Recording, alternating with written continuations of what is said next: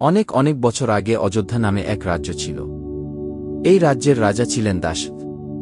দাশরথের 4 স্ত্রী ছিলেন, কৌশলা, কৈকেয়ী, সুমিত্রা এবং 4 ছেলে, রাম, লক্ষ্মণ, ভরত এবং শত্রুঘ্ন। রাম ছিলেন দাশরথের সবচেয়ে বড় ছেলে। তিনি কৌশলার ছেলে এবং খুবই গুণী, সাহসী ও সদাচারী ছিলেন। লক্ষ্মণ ছিলেন রামের ছোট ভাই এবং সুমিত্রার ছেলে। বড় হয়ে রামের সঙ্গে সীতা নামে এক রাজার কন্যার বিয়ে হয়। সীতার জন্ম মিথিলায় রাজা জনকের কন্যা হিসেবে। সীতার স্বয়ম্বরের আসরে অনেক রাজা ও বীর পুরুষ হাজির হয়েছিলেন। রাজা জনক বলেছিলেন যে পুরুষ তার ধনুক তুলতে পারবে, সীতার সঙ্গে তার বিয়ে হবে। অনেক বীর পুরুষ চেষ্টা করেও ধনুক তুলতে পারেনি, কিন্তু রাম সহজেই ধনুক তুলেছিলেন এবং সীতার সঙ্গে তার বিয়ে হয়। রামের জীবন শান্তিতে কাটছিল, কিন্তু একদিন কৈকেয়ী রানী তার ছেলে ভরতকে রাজা করার জন্য রামকে 14 বছরের জন্য বনবাসে পাঠানোর দাবি করেন। দাশরথ রাজা খুব কষ্ট পেলেন, কিন্তু কথা রাখতে বাধ্য হলেন। রাম আজ্ঞাপূর্বক অযোধ্যা ছেড়ে চলে গেলেন। সীতা এবং লক্ষ্মণও তার সঙ্গে গেলেন। বনের জীবন ছিল বিপদসংকুল। সেখানে অনেক রাক্ষস আর বিপদ ছিল। লক্ষ্মণ ও রাম সব সময় সতর্ক থাকতেন।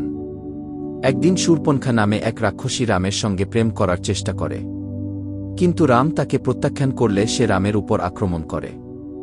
লক্ষ্মণ তখন তার নাক কেটে দেন। এই ঘটনার প্রতিশোধ নিতে শূর্পণখা তার ভাই রাবণের কাছে যায়। রাবণ ছিল লঙ্কার রাজা এবং সে খুবই শক্তিশালী রাক্ষস ছিল। শূর্পণখা তাকে রামের উপর প্রতিশোধ নিতে উৎসাহিত করে।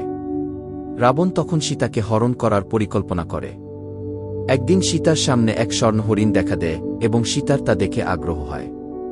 রাম হরিণটিকে ধরতে যান এবং লক্ষ্মণও রামের খোঁজে যান। সেই সুযোগে রাবণ সীতাকে অপহরণ করে নিয়ে লঙ্কায় চলে যায়।